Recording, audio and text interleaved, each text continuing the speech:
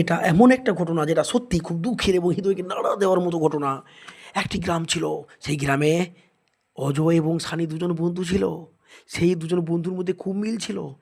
সেই গ্রামেও একটি মেয়েও বাস করতো, তার নাম ছিল রানী। অজয় এবং সানির মধ্যে সানি কিন্তু সেই রানীকে মনে মনে খুব ভালোবাসতো। সে রানীর জন্য সাইকেল কিনে দিয়েছিল, অন্যের বাড়িতে কাজ করে করে টাকা জমিয়ে।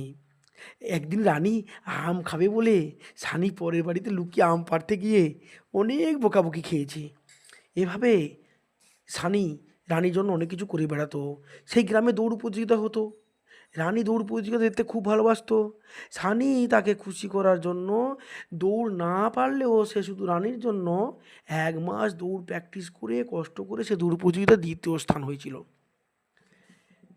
এরকম আরও অনেক কিছু আছে যেটা সে রানীকে খুশি করার জন্য, রানীর মুখে একটুকু হাসি দেখার জন্য সে করতো।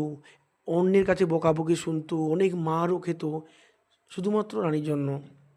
তো এত সবের পরেও বন্ধুরা কি হলো জানো? একদিন বিকেলের পরে সবেমাত্র সন্ধ্যা হয়েছে, রানী বসে আছে একটি পেয়ারা গাছের নিচে।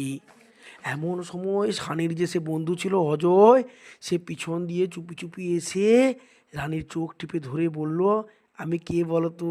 ব্যাস ব্যাস এইটুকুনিতে রানী অজয়কে ভালোবেসে ফেলে এবং 2 দিনের মধ্যে তারা বিয়েও করে নেয়। সানি কিন্তু প্রথমে জানতো না, পরে বিয়ের দিন সে জানতে পারলো যে তারা বিয়ে করছে। সানির 2 চোখে জল ভরে এলো। সে রানীর জন্য এত কিছু করেও শেষ পর্যন্ত তার প্রেমটা সফল হলো না। সানি গ্রাম থেকে শহরে চলে গেল। সানির চোখে শুধু জল আর জল।